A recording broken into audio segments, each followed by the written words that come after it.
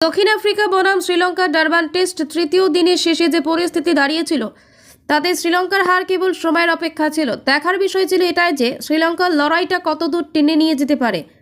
সিংহলীরা চতুর্থ দিনে প্রথম সেশন কোনো রকমে কাটিয়ে দেয়, তবে লাঞ্চের পরই শ্রীলঙ্কার শেষ ইনিংস ধসে পড়ে।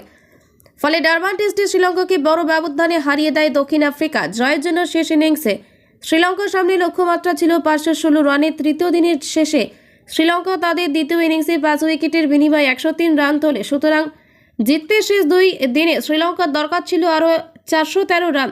তাদের হাতে ছিল মোটে 5টি উইকেট। চতুর্থ দিনে শ্রীলঙ্কা তাদের দ্বিতীয় ইনিংসে অল আউট হয় 282 রানে, অর্থাৎ 233 রানের বিরাট ব্যবধানে ম্যাচ হারে দ্বীপরাষ্ট্র। শেষ ইনিংসে শ্রীলঙ্কার হয়ে সবথেকে বেশি 83 রান করেন দিনেশ চান্ডিমাল।